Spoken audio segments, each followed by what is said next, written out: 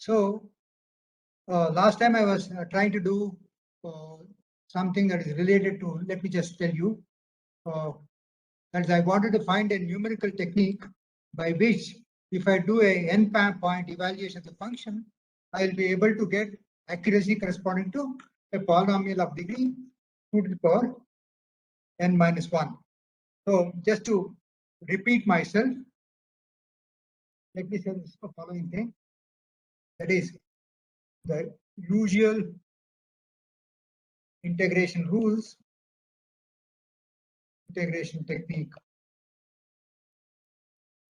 which is actually numerical integration, does equal subdivision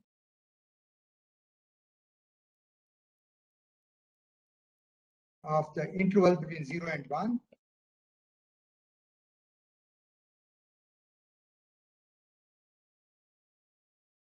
Okay. If the subdivision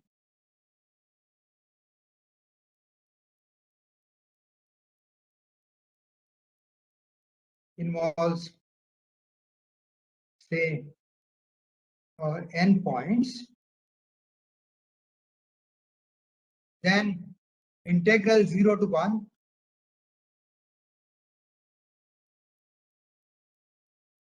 fx dx is written as sigma over nu, some weight function w nu, f of x nu, which is actually the same as nu is equal to 0 to n. 0 is a point A, and point 0, and 1 is a point 1. So this is equal to sigma over nu equal to 0 to n w nu f of nu by n, because we have subdivided the interval such that when nu is equal to n, you get the point A. When nu is equal to 0, you get x is equal to 0 point. So this is exact for a polynomial of degree n. Okay. So any questions so far? So we can get weights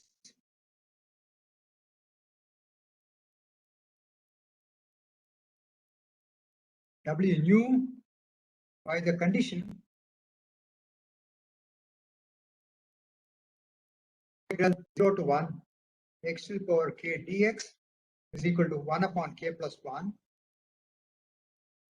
Okay, is equal to sigma over nu is equal to 0 to n w nu f of nu by n, or x to the power nu by n.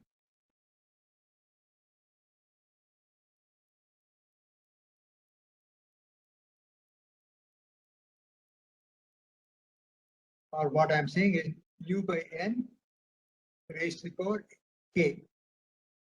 Okay, because this is x nu and w nu is a weight. So you get n plus 1 equations and n unknowns. N plus 1 unknown. Okay. N plus 1 equations and n plus 1 unknowns.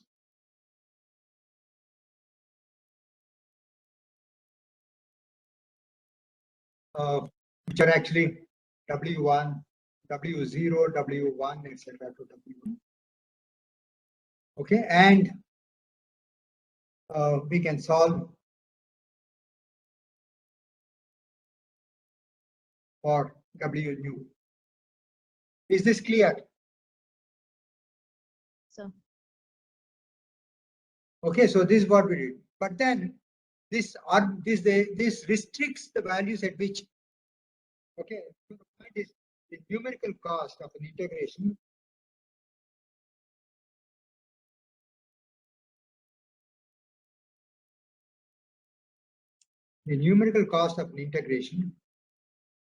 is involved in evaluating the function.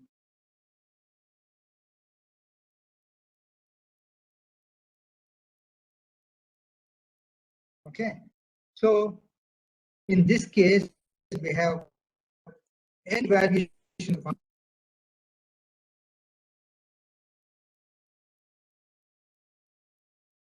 rather n plus 1 evaluation function at x0, x1, etc. xn is equal to actually nu by n comma nu equal to 0, etc. to n. And they have n plus 1 evaluations of the functions for an exactness of a polynomial of degree n.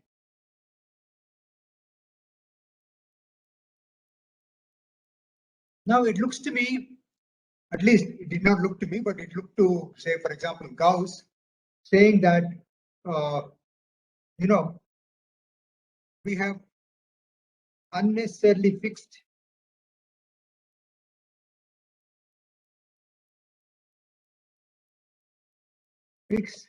the values of x nu at which to evaluate the integral.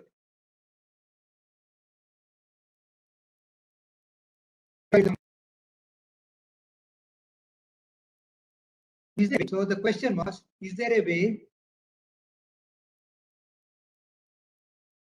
we can give it for evaluation of f of x at 3 points,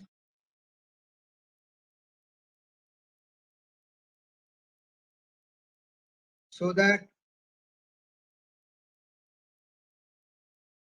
we can treat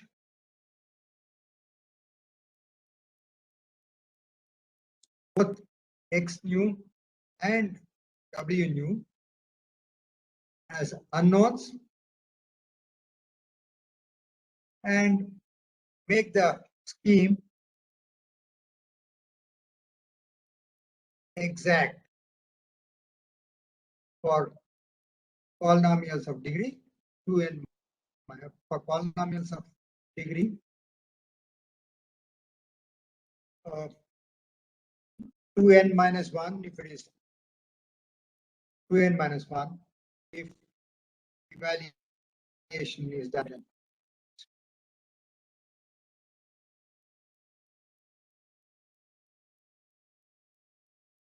Let me just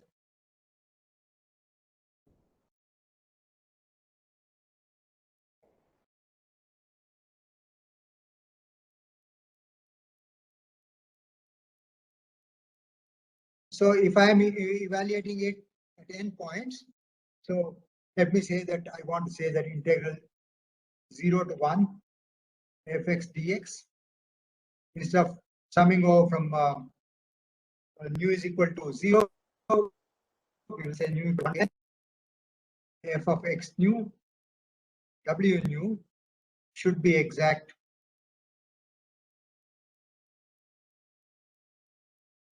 for polynomials of degree less than or equal to 2n minus 1. Okay, so this is what we are about. Now let us see whether we can do this.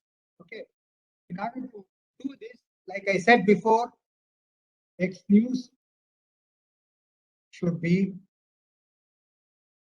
real and lie in the interval 0 to 1, and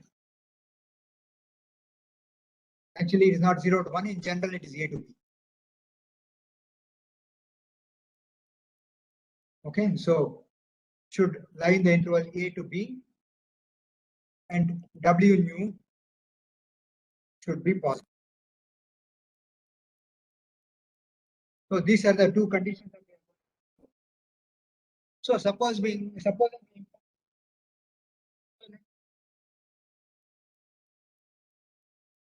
integral -1 to 1 the sum function So I want this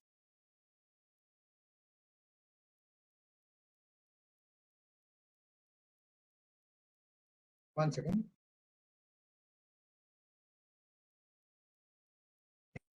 This is equal to h1 f of x1 plus h2 f of x2 should be exact for f of x equal to 1 x squared.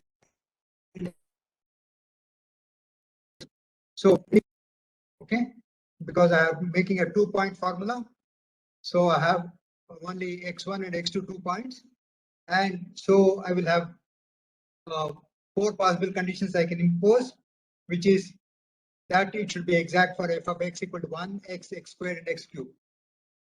So what I get from this is the following. I will get the following.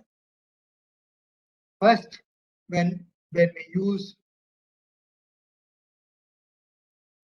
f of x is equal to 1, the value of the integral is 2, and because f of x is equal to 1, it does not depend upon the value of x1 and x2, so it is just h1 plus h2. Okay, and the second one is the integral -1 to 1 fx dx.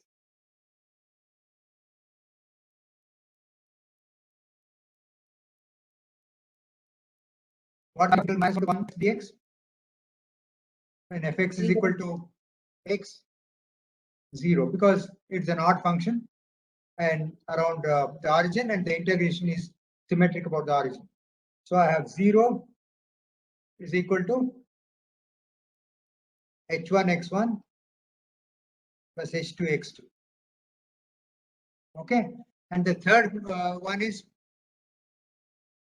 what is the third one? I get 2 by 3, right? Integral 0 to 1 x squared dx is equal to 2 by 3.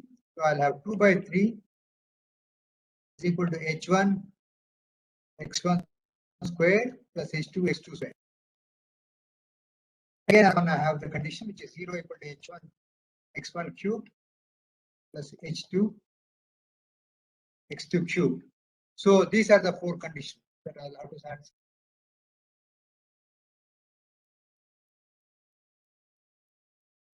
So you right away see the boundary argument behind the solve is actually a cubic equation in some sense. Okay, so there is no guarantee a priori, I can say a priori there is no guarantee that x1 and x2 will be the interval,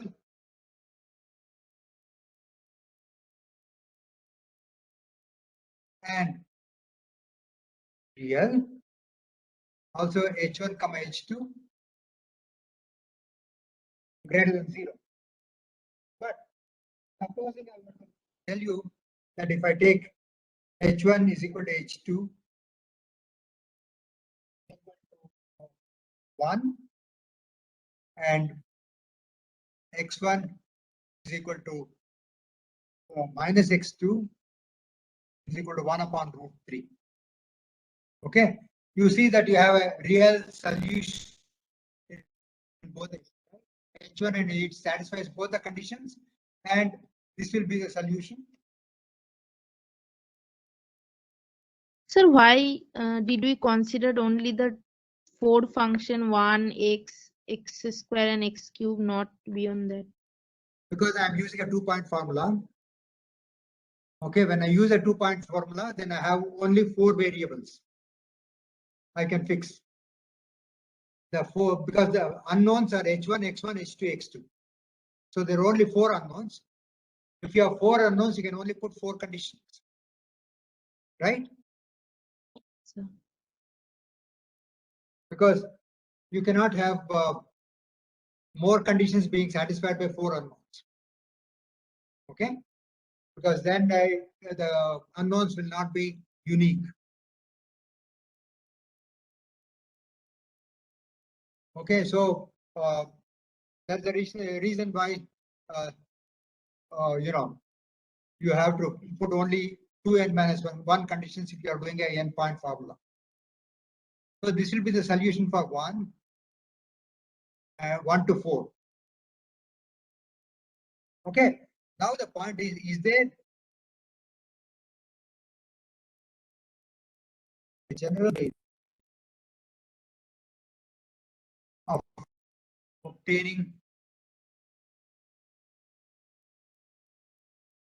say W nu and X nu given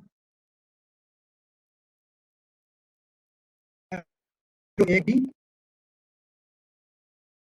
and such that W nu greater than 0, X nu belongs to the interval A comma B, and the technique and the numerical formula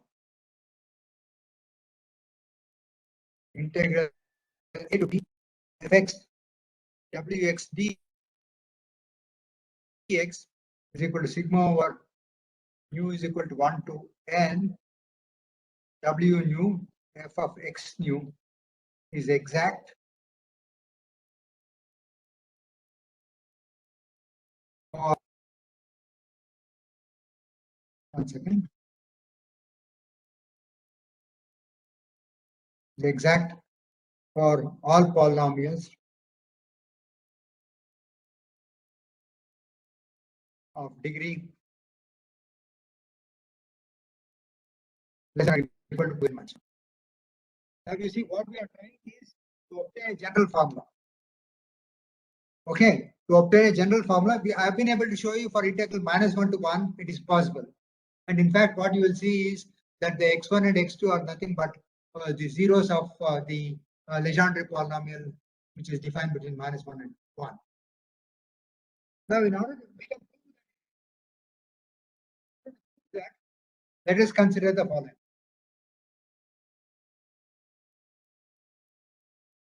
So let me consider the following polynomial L nu of x.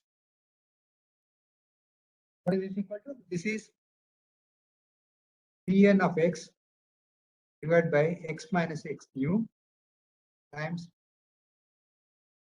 Pn pi of x. You see this, okay? So phi n x is an orthogonal polynomial.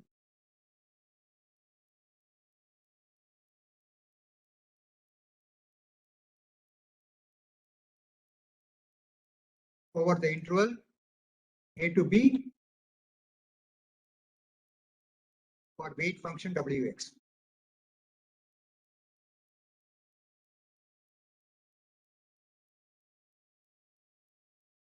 Okay.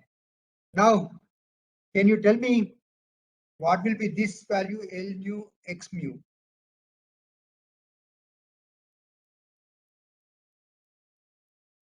Okay. See, x's are the zeros.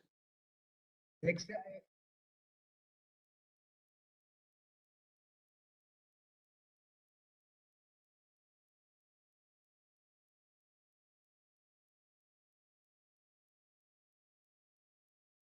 can you tell me what is L nu x mu?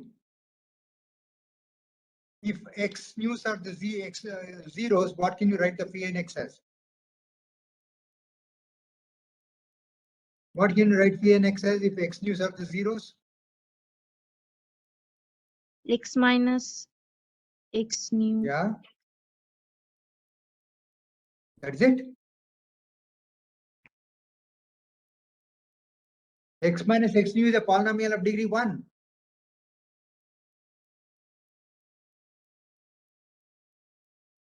So what can you write it as?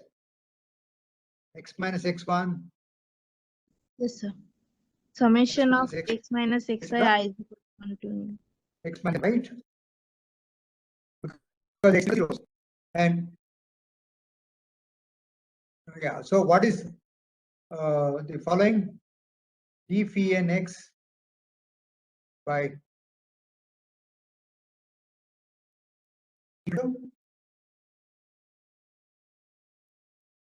This is first one I can, let me take it as a minus, okay, with a minus sign. So this is x minus x2 into x minus xn, okay, plus x minus x1, x minus x3, etc. Sorry, there's no minus sign. Sorry, this will be plus. Minus is on the zeros. Right? It's a product of various things. How do you multiply product?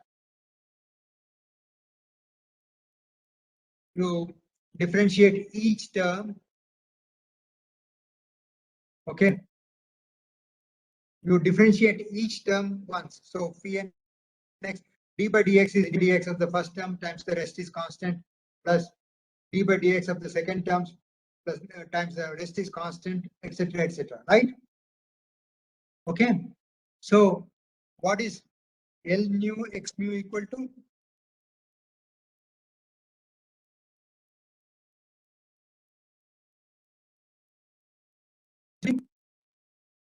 X is equal to is when x mu is absent, only that is the only one that will give you a non-zero, isn't it? This is x minus x1, x minus x2, etc. X minus n divided by x minus x mu into all these things. X minus x2 into rather let me call it x mu minus 2 into I'm planning for x mu, so I should put x mu everywhere. Okay, so this is also x mu minus x mu, and then I have x mu minus x. Then the second one, the bottom is phi of x mu. So phi of x mu is x mu minus x2 into x mu minus xn plus etc. Let me write one more. X mu minus x mu minus 1 x mu minus x mu minus plus 1 etc. into x mu minus xn, and all the others will have x mu minus x mu coming in. Okay, so this will also have a x mu minus x mu if you want. Is this clear? See, the numerator is clear, right? I put phi n of x mu. Yes. So phi n of x mu is x mu minus x1, x mu minus x2, x mu minus xn. The denominator is, because I'm taking x mu minus x mu, okay, because I'm taking L nu of x mu, all right? So sorry, let me put this one as x mu. X mu minus x nu into phi n of x, phi n prime is what? I have already given you what phi n prime is, x minus x2, etc. So it will be the first term will be x minus x2, etc. X mu minus x mu times x mu minus xn.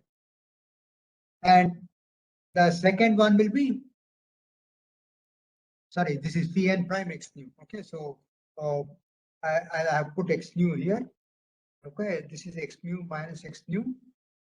So it'll have x mu minus x nu, etc., x mu minus xn. It will also involve the x mu minus x mu coming somewhere there, because that term is one of the terms in the first one. Only the muth term in the differentiation does not have x mu minus x mu. Everything else has x mu minus x mu. Is that clear? Yes. Okay, so the only one that is going to survive is, you can see that x mu minus x mu term will cancel against only this one. Oh, so when x mu is equal to x nu, then the only term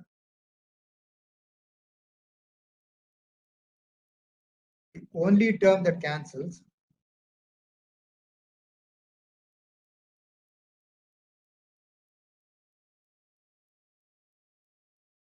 x mu minus x mu in the numerator is if x nu is equal to x mu. Okay.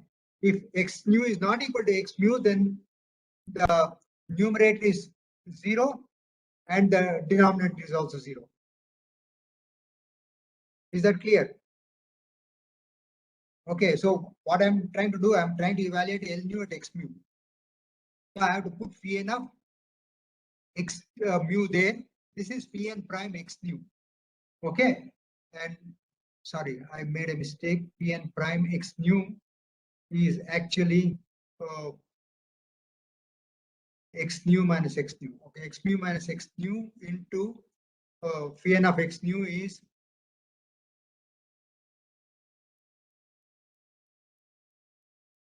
x mu minus x nu, etc., etc. Okay, so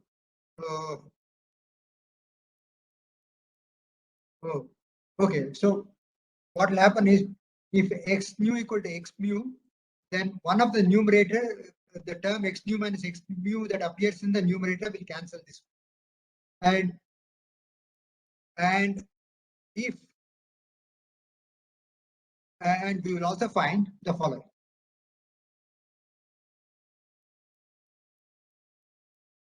And we find that the term that remains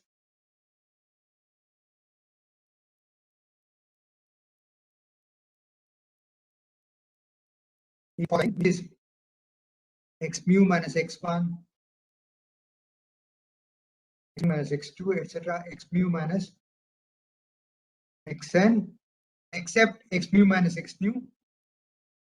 So let me call it x mu minus x nu minus 1, x mu minus x nu plus 1, because it skips the x mu minus x nu term there.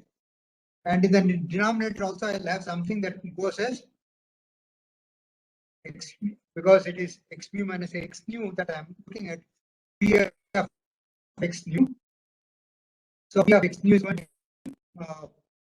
x nu minus x1, x nu minus x2. This one should be more.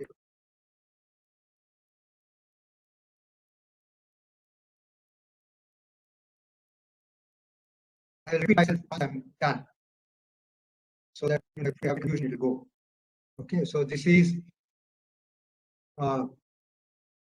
x1 minus x nu, x2 minus x nu, etc., and so forth. And this one will be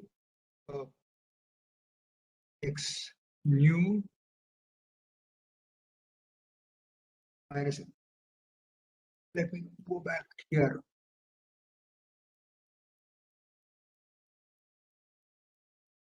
So we want to evaluate this one.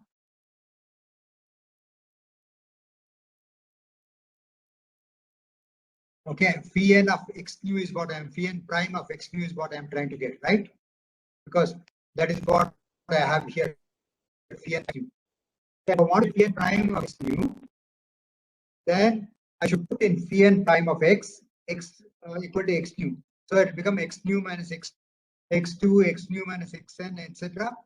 And then x nu minus x1, x nu minus x3, x nu minus xn, etc. And you'll also have a term which is x nu and so forth. Okay.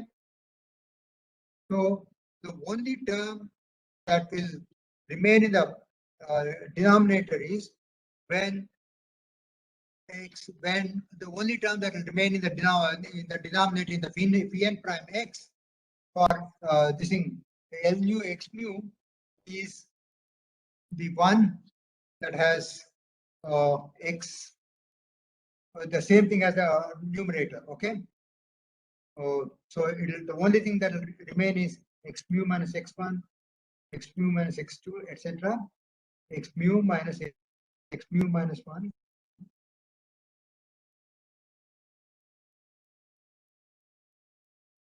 X mu plus 1, etc. X mu minus xn. Okay. And you see that the denominator and the numerator are the same, so this will give me 1. Otherwise, it will give me 0. So L nu x mu is equal to mu. And let me repeat myself. I promise that I repeat. Let me repeat myself. So that one second.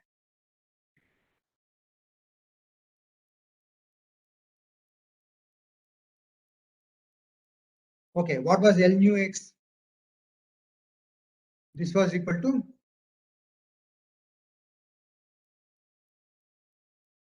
Pn of x divided by x minus x nu into Pn prime x nu. Okay, so when I want to say L nu of x mu, when I'll get P of x mu divided by x mu minus x nu Pn prime x, right? Now, what is Pn x mu? So Pn x mu is equal to x mu minus x1 to x mu minus times x mu minus x nu times x mu minus xn divided by x mu minus x nu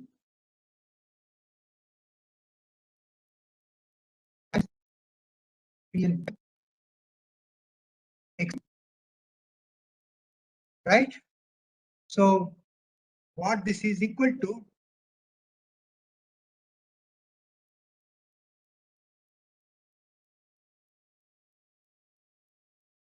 so what this is equal to is numerator will be the following.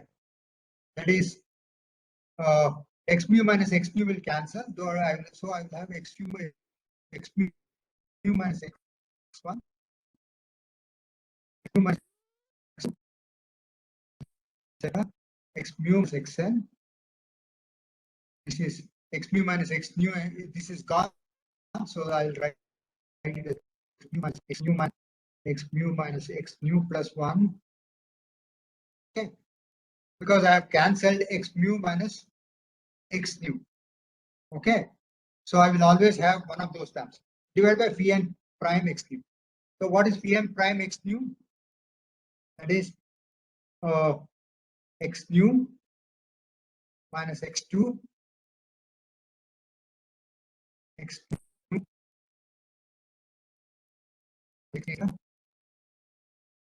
x minus x plus x nu minus x x1 x nu minus x3 etc. x nu minus xn plus x nu or the x nu is always x nu. It will never be different. X nu minus x1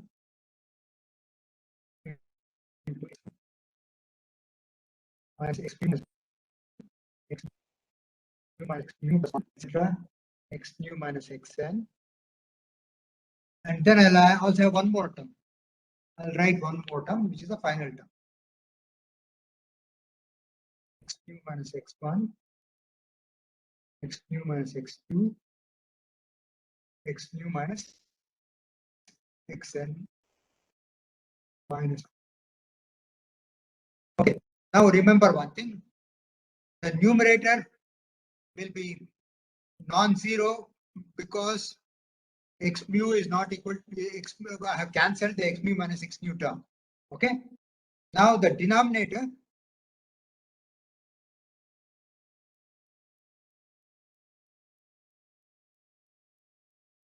is non-zero only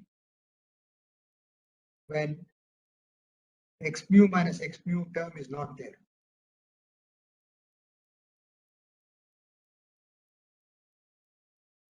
Okay.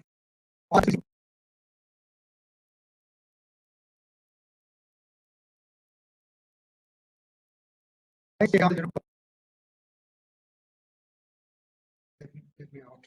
So this one will be 0 if mu is not equal to 2, 3, 4 or n. Okay, if it is mu is not equal to that, and this will be 0 because all of these will have x minus x mu term or x minus x nu term. The only one that will not have a x minus x nu term is this one.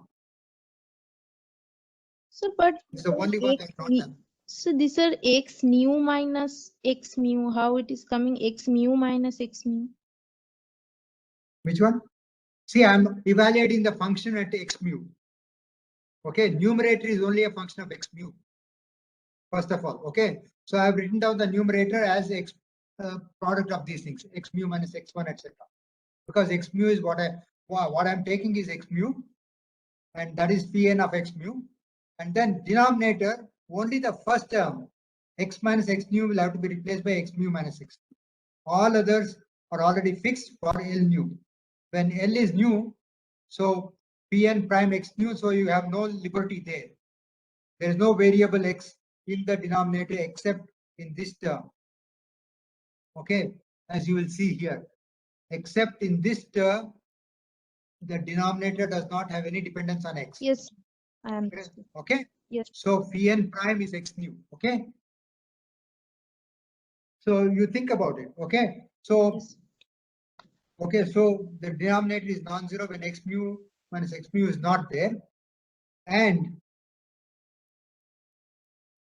the numerator is also not 0.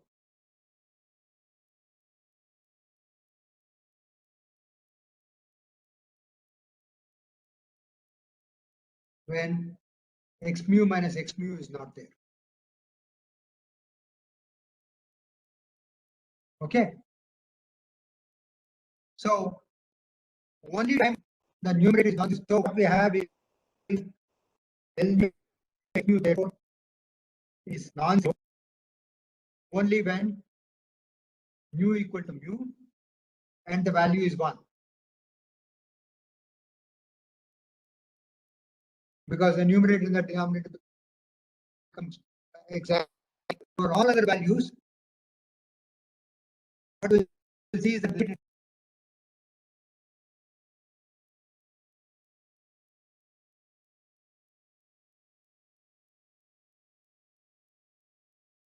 for all other values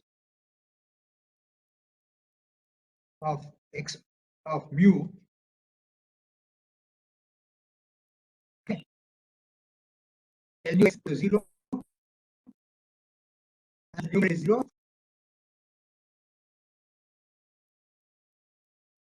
And denominator is non-zero.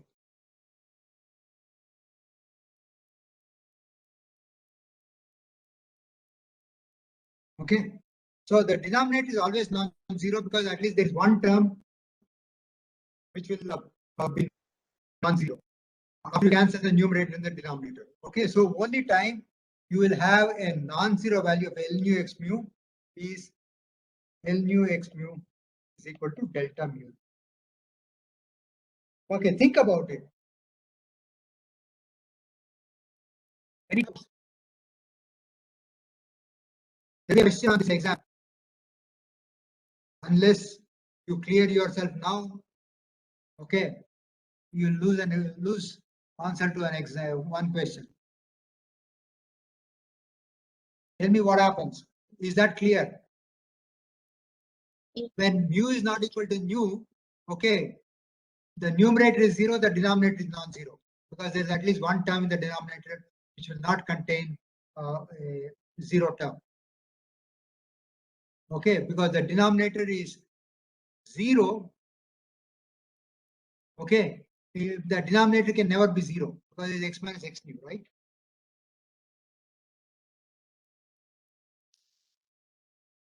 The denominator can never be 0. The numerator can be 0 for all zeros of phi and x.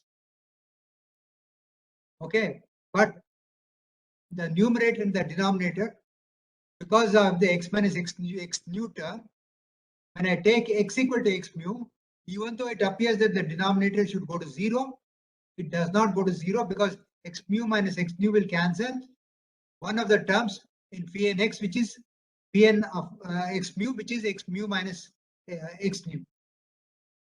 Okay, so because of the cancellation, you see there's one term in phi n x which is actually x mu minus x nu. So that term x mu minus x nu here cancels the x mu minus x nu here.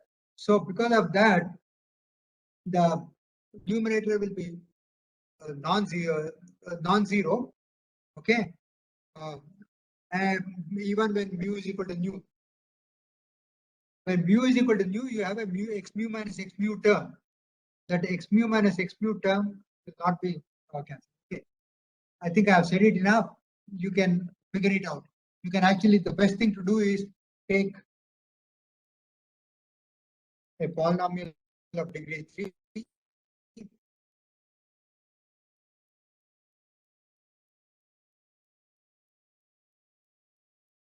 Okay, so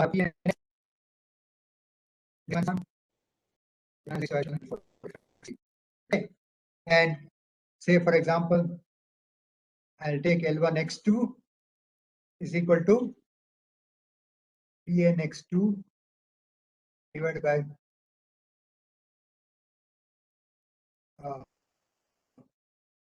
x2 minus x, because it's times. Okay. What is equal to Pn x2 is x2 minus x1, x2 minus x2, x2 minus x3 divided by x2 minus x1 into Pn prime x1 as the following terms: x2 minus x2, x2 minus x3, x2 minus x1, x2 minus x3. Okay, because no, Pn x1, so it's always the same. Sorry. Oh,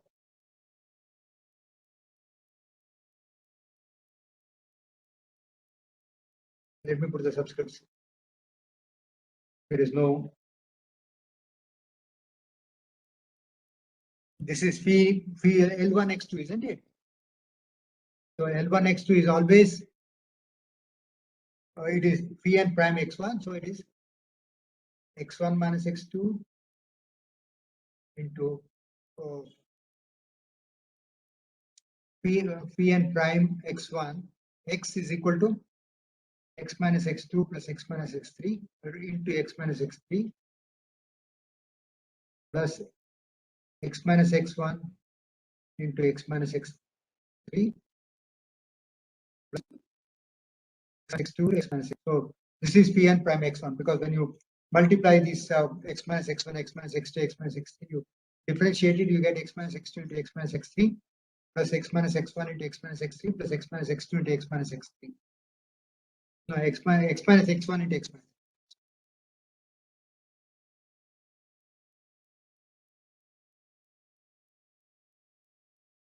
Is this clear? I take this part and differentiate it.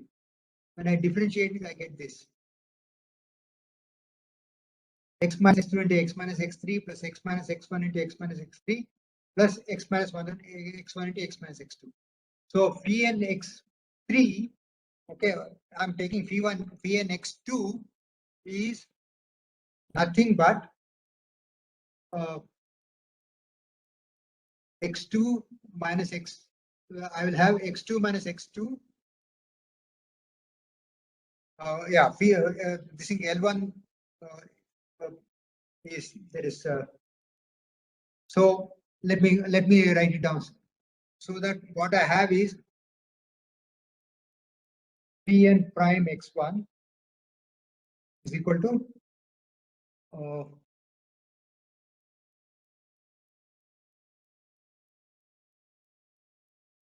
x1 plus x1 minus x2 x1 minus x3 plus x1 minus what was the thing? The plus x1 minus x1 into x1 minus x2. Okay, because if you look at this term,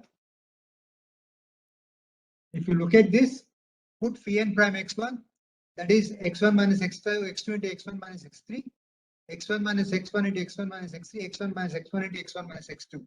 Okay, so these two will be 0. So this is nothing but x1 minus x2 minus x3. Okay, so all the others 0 here. So I should correct this.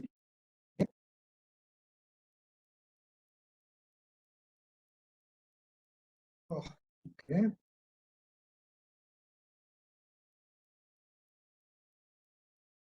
All these will be 0.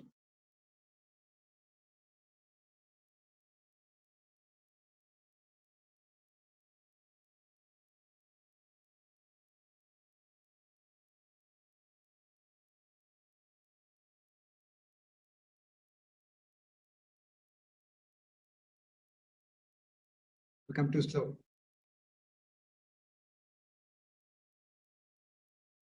Okay, so because of that, what I have is the following. That is L1 x2, okay, is equal to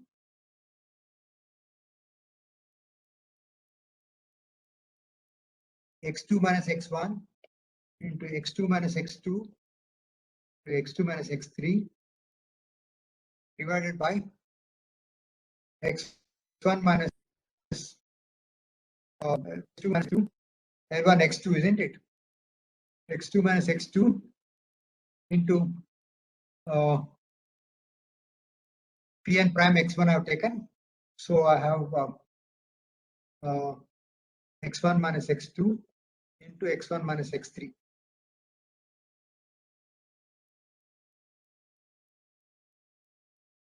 Right?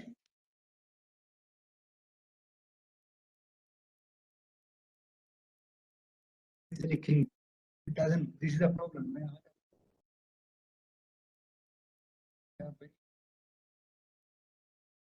Okay. So I have Pn prime. So L1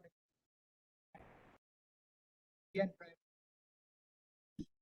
x1 minus x2 to x.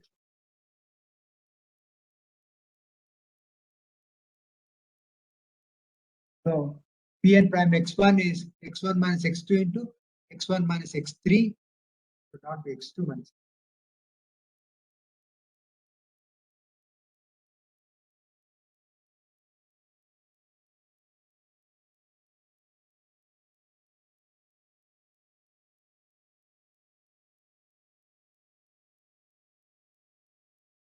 L nu 1 x2, okay? So x, so L1 is x2 minus x1, this one. Because it is x1 minus x nu, x minus x nu. So x nu is 1, right? Because look at the function. It has to be x2 minus x1 times Pn prime x. x2 minus x1 into x1 minus x2 into x2 minus x3. See, you see that the denominator is non-zero, okay, but the numerator is 0. So this will give me 0. Is it clear? Because you know you have a x2 minus x2 term. Okay, now let me take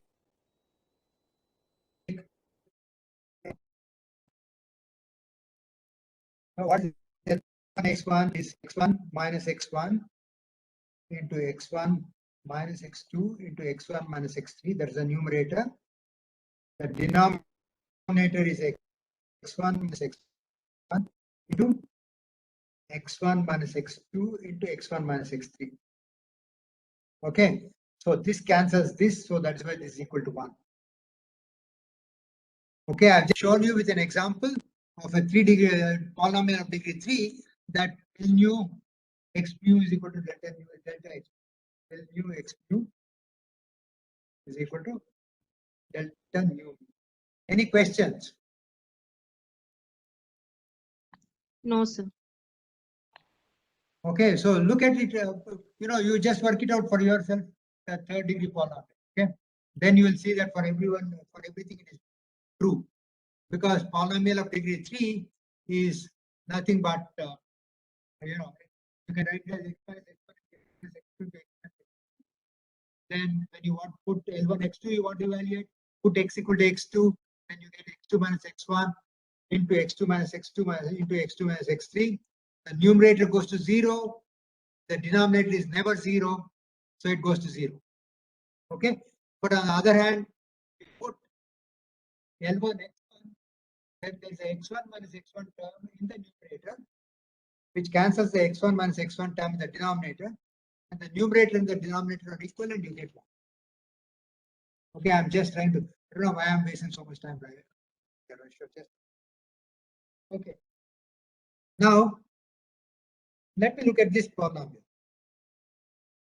N minus 1 times x, which is nothing but sigma over mu is equal to n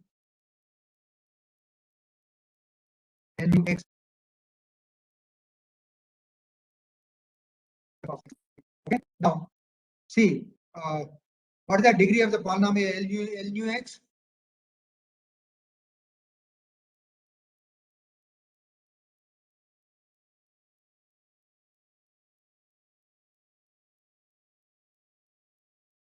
What is the degree of the polynomial L nu x? Which is actually defined as x divided by x nu minus x nu into phi n prime x nu.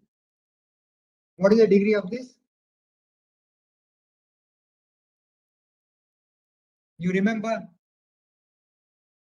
I factored and showed you that. So 0. How can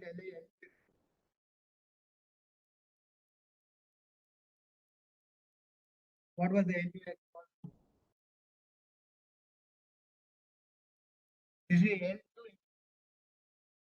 L1 x is nothing but this, right?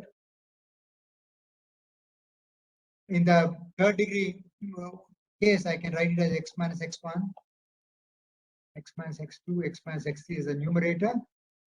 So, for example, let me say the next minus x1, right? What is the degree?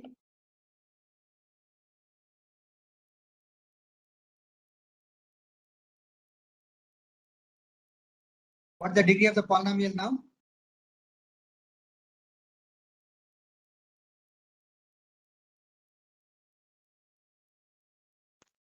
Two.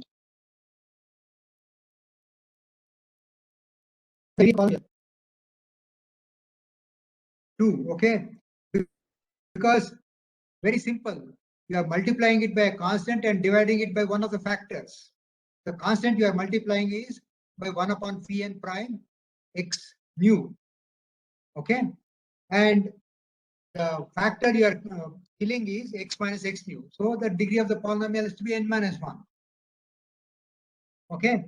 So ln minus 1 x is a polynomial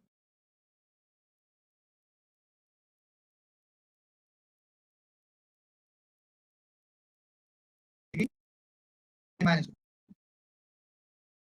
Right? Just in the above case polynomial, I showed you that L1x is a polynomial of degree 2.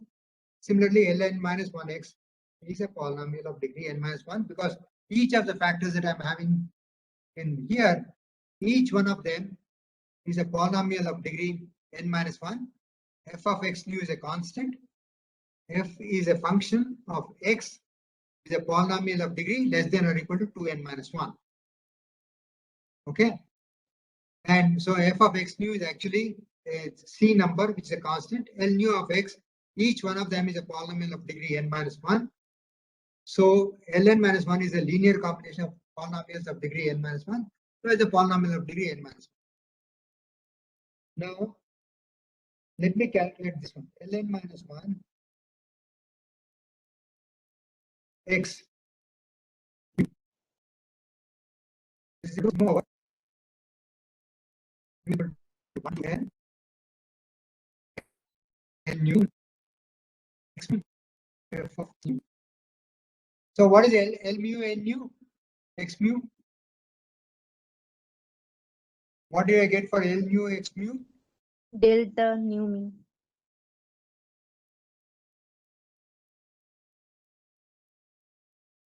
No, it is all sign. Yeah. So why is it so simple? Okay. So because of that, ln minus 1 x mu is equal to what will be right hand side?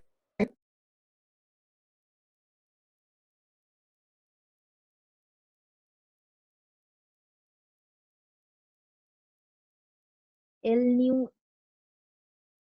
mu x mu. What is the right hand side? X mu. L mu x mu. Is it what is it? ln minus 1 x mu. What is that equal to? What is this term? L mu x mu f of x mu. Where that I have already put. L mu x mu is delta nu mu or mu nu. But for nu is equal to mu only, the delta mu nu will survive. So what? And what happens to the others? It becomes 0. So what should be the value on the right hand side? F of x mu. Correct. You must learn to be familiar with the use of indices.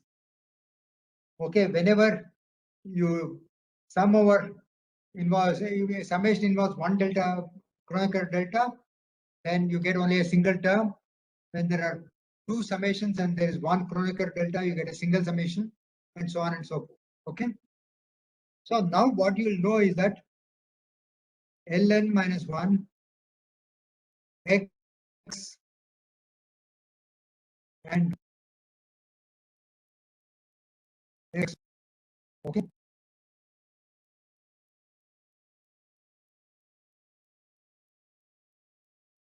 Both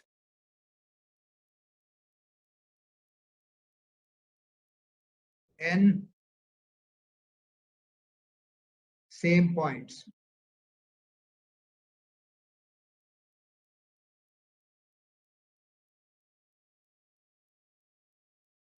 Because at f of x, this, and because ln minus 1 x nu is equal to f nu, okay, and ln minus 1 x nu is equal to f of x nu, okay. So ln minus 1 x also passes through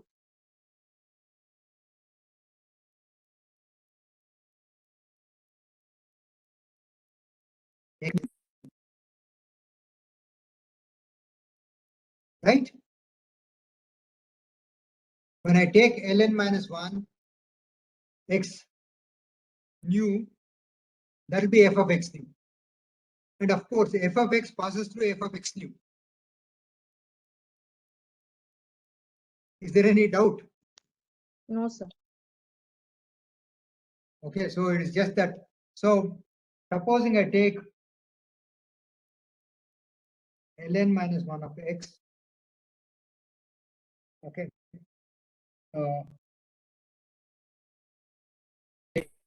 take one, f of x,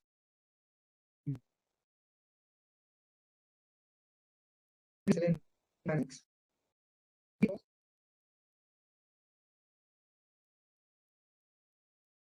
x1, x2, etc., xn. Is it correct? Because f of x1 is equal to ln minus 1 x1. Okay, f of x2 is equal to etc. Minus x1 is equal to 0. F of x2 minus of ln minus 1 x2 is equal to 0, etc., etc. So it means that fx minus ln minus 1x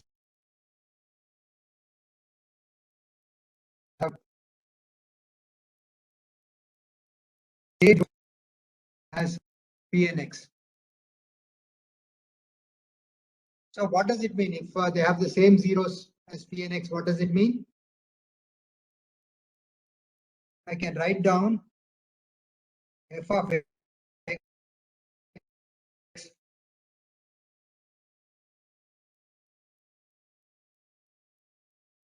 minus Pnx r of x. Because if they have the same zeros, it means that f of x minus ln minus 1x has a factor x minus x1, it has a factor x minus x2, it has a factor x minus x3, etc., up to x minus xn. So I can write fx minus ln minus 1x as x minus x1 into x minus x2 into x minus xn times something which is r of x. R of x is a polynomial of degree, is of degree less than n minus 1, because f of x of degree is not equal to n minus 1. Is that clear? So what I am trying to say is that fx minus ln minus 1x, I can write it as minus x1 x minus xn, because both fx and ln minus 1x cost the same, x1 comma fx x new comma fx new. So because they have common values, the difference of the two functions will be 0 at those points, or x1, x2, xn are zeros of the polynomial fx minus ln minus 1x.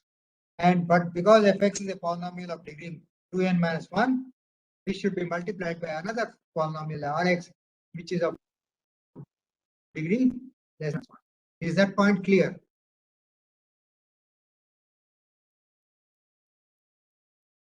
So what is the degree of the polynomial fx minus ln minus x? I have a doubt about that point clear.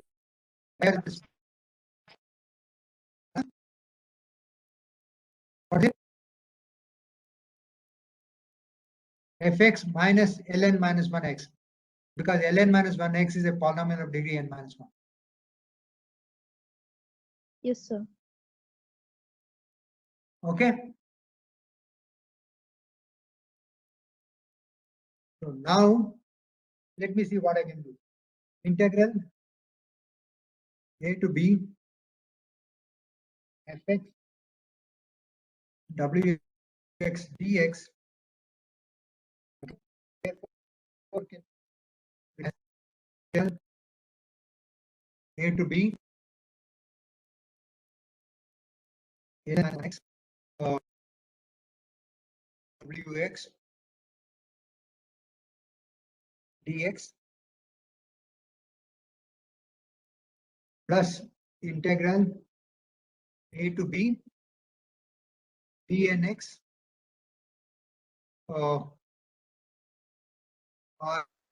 rx wx dx. Now I did was take as to the right side, multiply by wx dx and integrate it. Okay, so what we get is integral a to b fx dx. What happens to the last term here? What happens to this term? X is the degree less than or equal to n minus 1, and p and x is a polynomial of degree n. So what happens to this? If p and x is an orthogonal polynomial of degree n, what happens to this? 0. It How do you- becomes 0. Huh? It becomes 0, because by definition orthogonal polynomials are polynomials which are orthogonal to all polynomials of degree less than the degree of the polynomial. Okay, so this goes to 0. So So this is equal to A to B X. Okay. Equal to sigma over mu is equal to 1 to n. I kept the definition of ln x. Write it as integral A to B Pn x Wx dx divided by x minus x nu Pn prime x nu. Because ln minus 1 x, you see the definition of ln minus 1 x. That is L nu x mu, or rather ln minus 1 x is a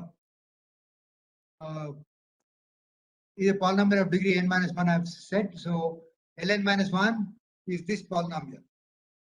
Okay, with the definition of L nu x given here. Okay, I just substitute that there and I show you this term. Okay, so this is some kind of I can write this to be equal to sigma over nu equal to 1 to n f of x nu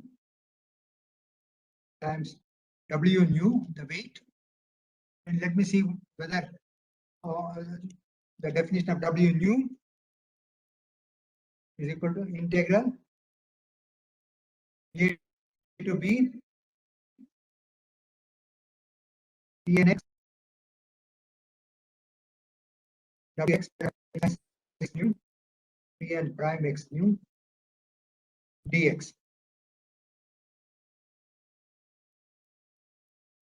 Is that clear?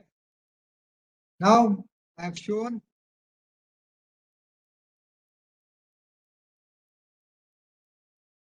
that there exist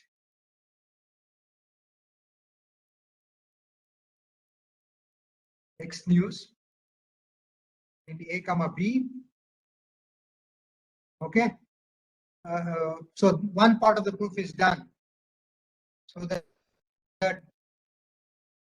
integral to be fx wx dx is exact for fx less than or equal to degree fx less than or equal to 2n minus 1. So this one part I have shown. I have now got to show you that w nu is positive.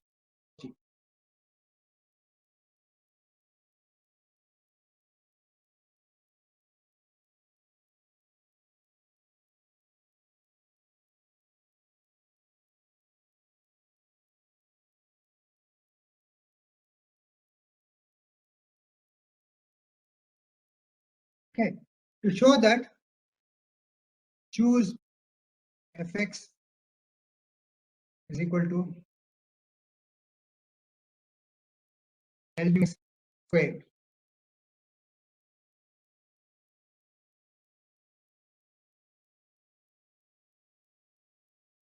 So I'm trying to do integral A to B fx wx dx is equal to integral A to B L nu x whole square dx.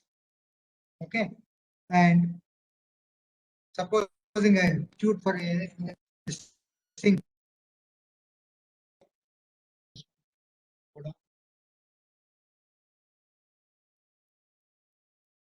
So supposing I use this one for f of x cube. So what will happen to ln minus 1?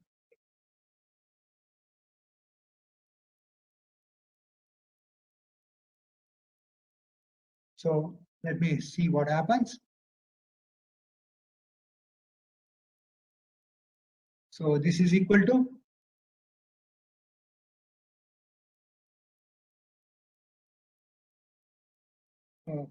sigma over nu equal to 1 to n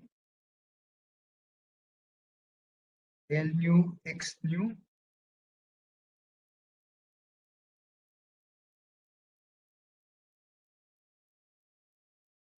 A to B L nu x the whole divided by, let me put the other one here, mu.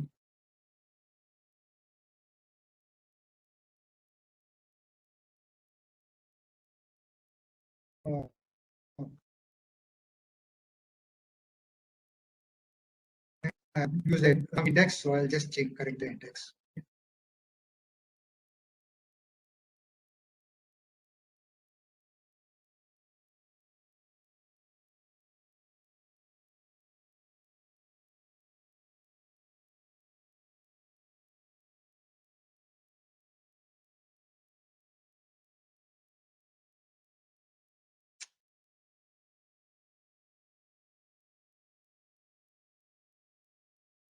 So what I have here is the weight, right?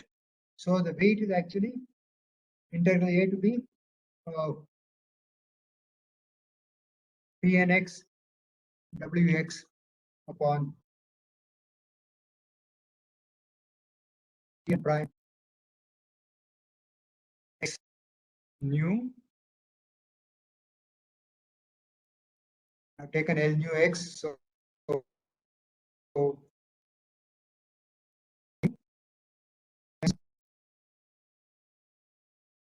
x minus x mu. Okay, so let me go back and show you what I have written. Okay, I have taken f of x is equal to L nu x squared. Okay, so I am trying to integrate A to B L nu x the whole square dx. So the function f of x has to be replaced by L nu x squared. So f of x mu has to be replaced by L nu x mu.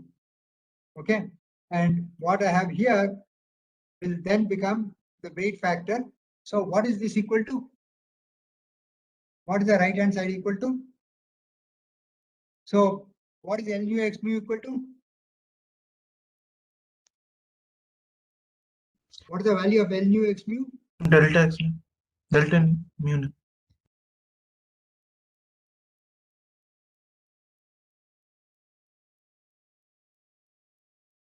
Delta mu nu. Okay, because that's what I had actually done. So delta mu nu is delta mu nu.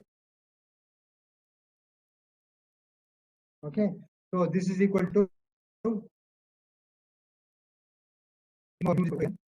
delta mu nu. Okay, and the right hand side is h mu. That's equal to h mu.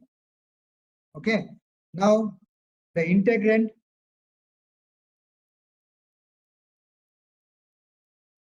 is positive over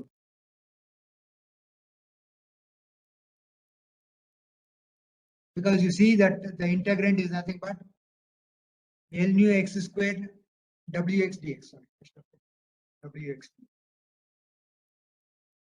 Okay, wx is greater than or equal to 0 carrying to 8 and Lx the whole square, of course, square of a real part. So the left hand side is positive. The left hand side is equal to h nu.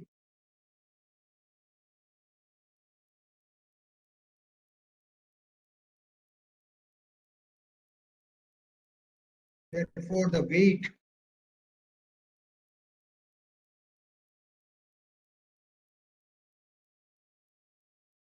is positive.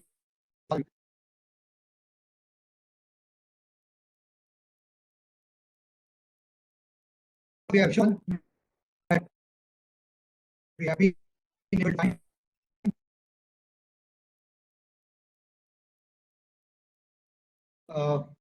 the weights which are greater than 0 and greater than or equal to 0. And I think the weight should be.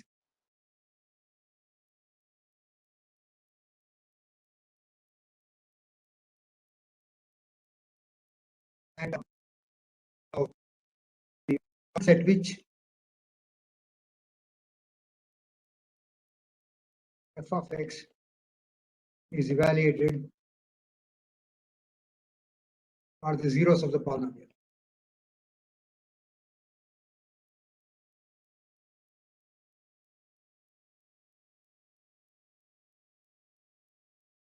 Now, and this technique is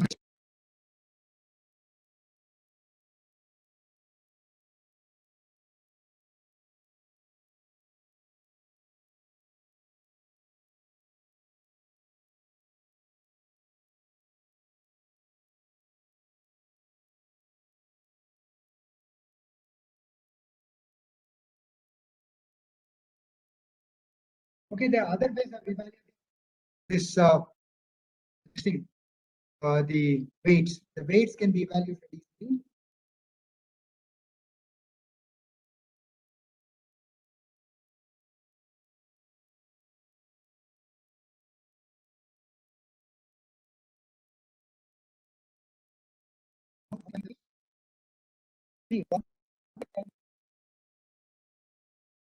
So remember that, we are talking about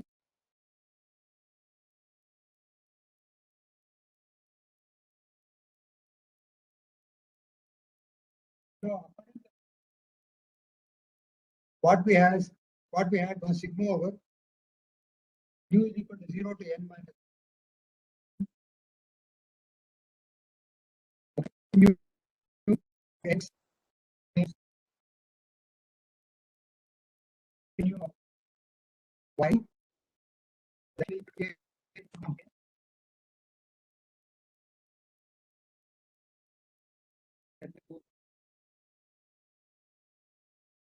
so, upon kn pn minus 1 pn minus 1 y pn x y pn minus pn y divided by x minus 1. So this was the dot quantity I got from the matrix form of the three-term recurrence relationships of the orthogonal polynomial. Okay, now let me consider that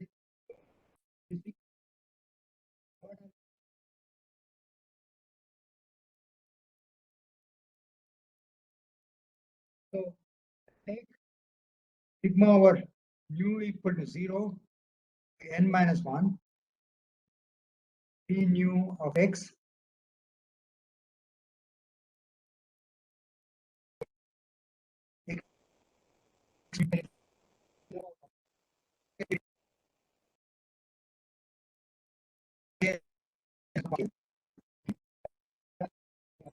pnx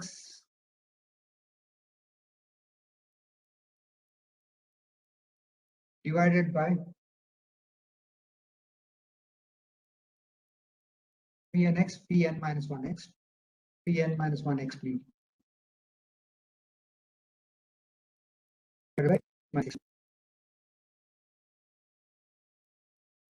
All I have done is put y is equal to x mu. I'll get pn x pn minus 1 x mu. This term will go to 0 because pn x mu is 0. Or I'll have the following.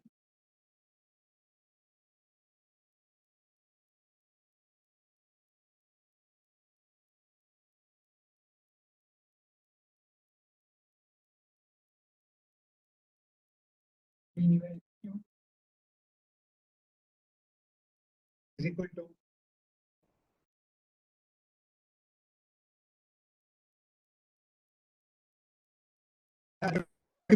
function in the integrate.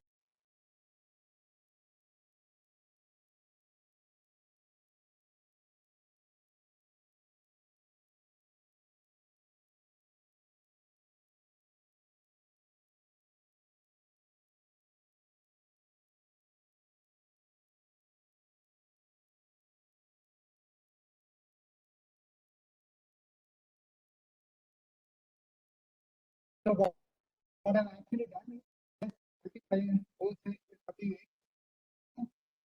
So the integrate what I'm getting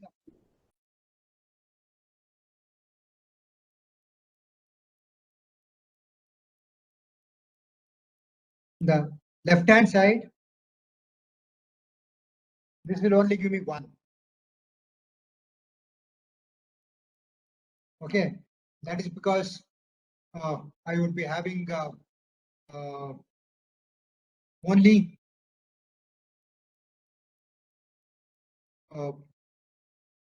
P1, P not X.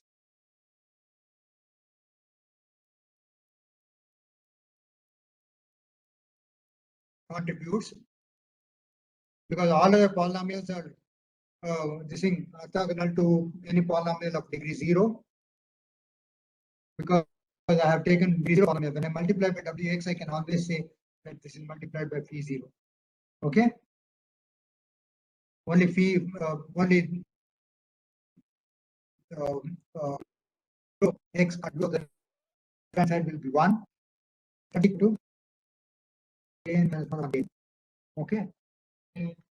Because I'm dividing Pnx by x minus mu, Pnx by x mu, even though it's polynomial of degree n minus 1, okay, it is not an orthogonal polynomial because the only orthogonal polynomials are orthogonal to polynomials of degree less than itself. But Pn x divided by x minus x mu is a polynomial of degree n minus 1, but it is not an orthogonal polynomial. So I can write this one as P n minus 1 x mu into integral Pn x wx dx. Okay, I can do a little more. I can write it as 1 is equal to Kn minus 1 upon Kn Pn minus 1 x mu multiplied by Pn prime x mu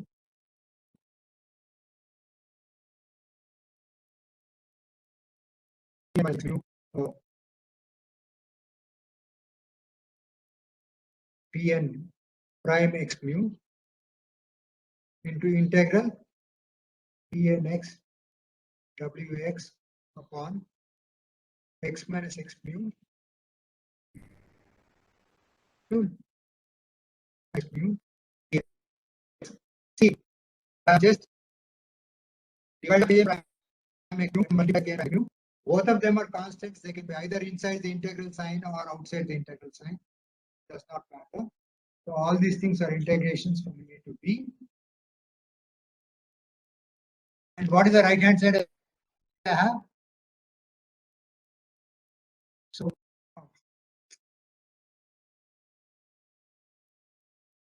So this is equal to 1 is equal to A minus 1 upon K, Pn minus mu, Pn prime x mu times h mu, because this is h mu. Okay, so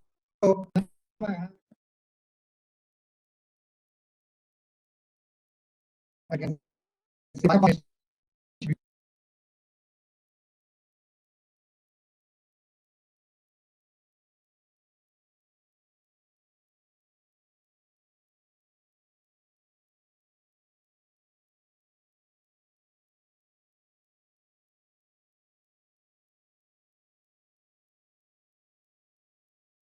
okay. Now you remember on the right hand side we had another expression for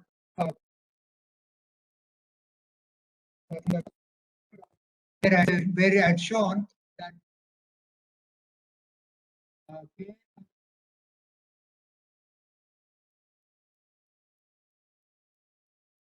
Pn minus 1 x mu, Pn prime x mu is equal to sigma mu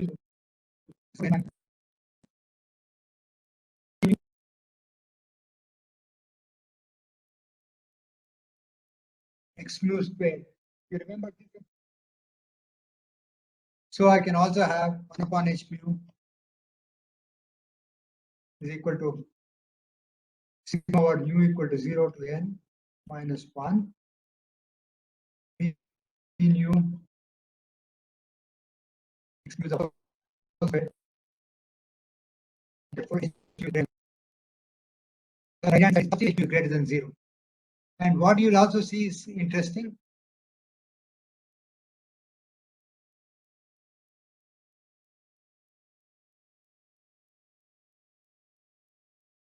This part you have.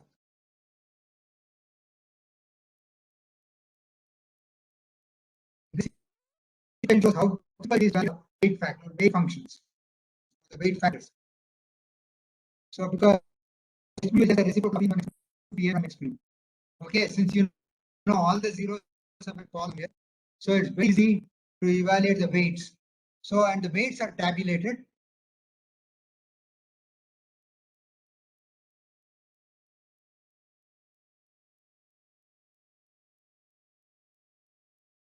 And the weights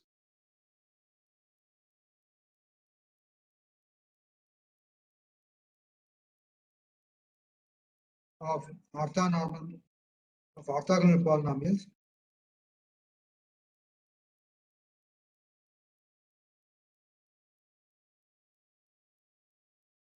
tabulated for different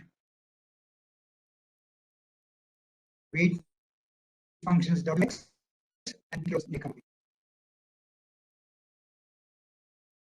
okay. So supposing I want to integrate something from 0 to infinity. So if a comma b is 0 to infinity, we can use Laguerre polynomials.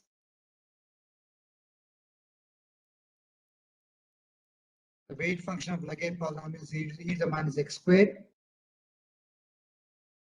And if the x e to the minus x. If the integral, if the interval is minus infinity to infinity, weight function w of x is e to the minus x squared. It is e to the minus x. Otherwise, the whole top at x equal to infinity, and you will not be able to integrate anything. Okay. And if you want to integrate something from minus 1 to 1, x equal to 1 and the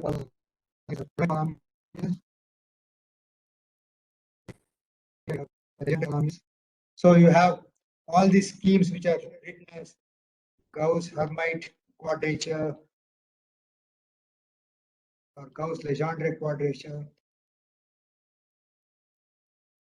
or Gauss Laguerre quadrature, etc., etc.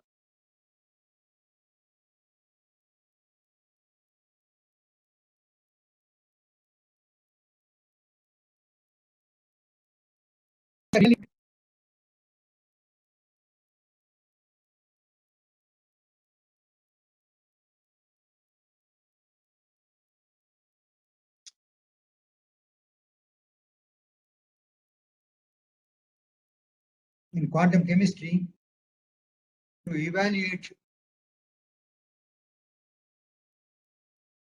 multidimensional integrals,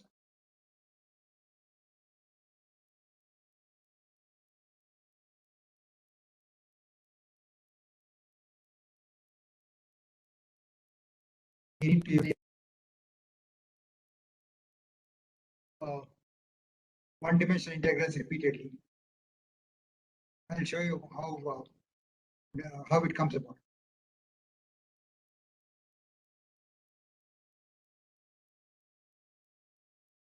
For example, if you want to evaluate integral, okay.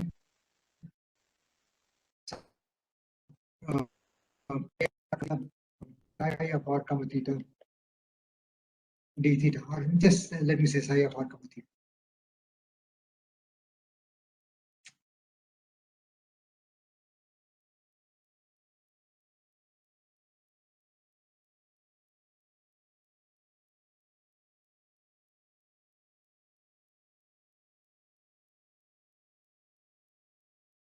this times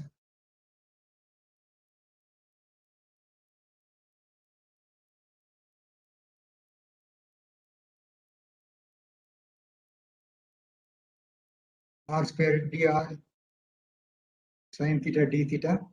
You want to evaluate this. So if you want to evaluate this, then you have to do is you have to first evaluate integral 0 to pi psi of r comma theta sin theta d theta at a function.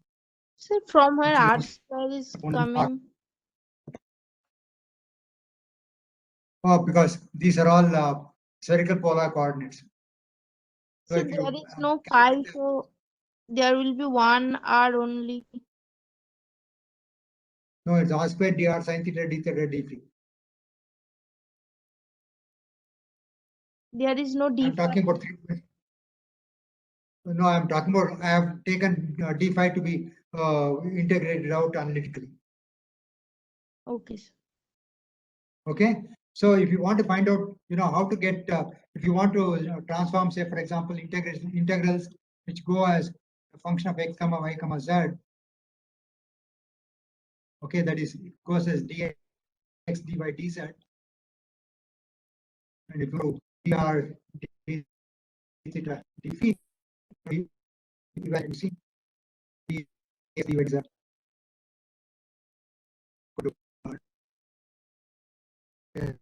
Like phi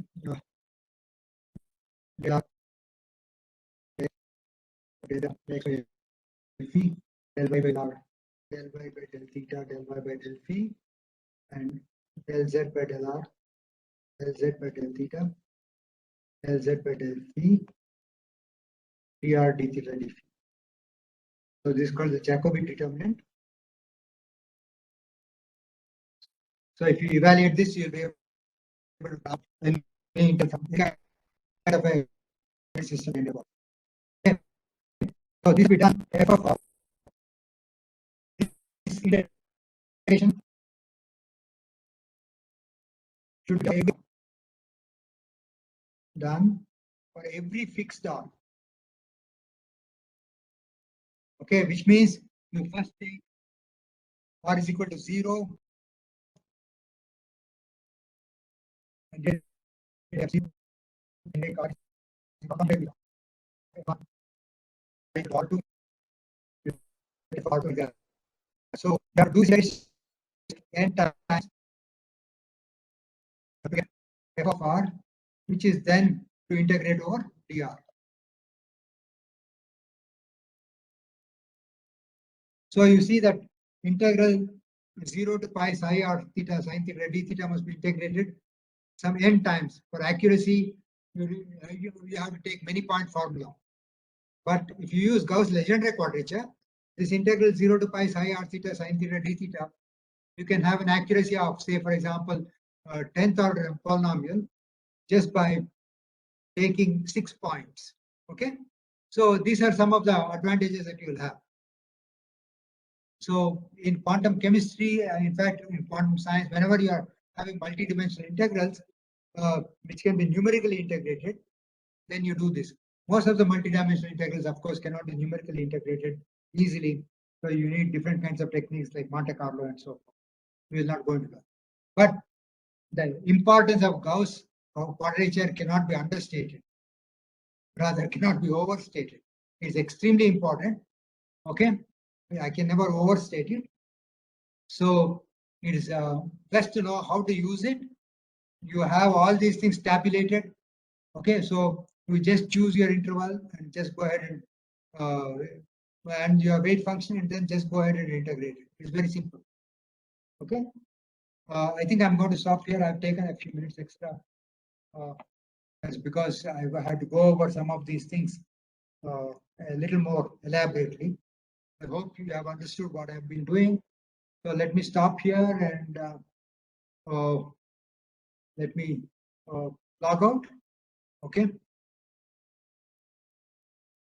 Okay, sir. Thank you. Okay.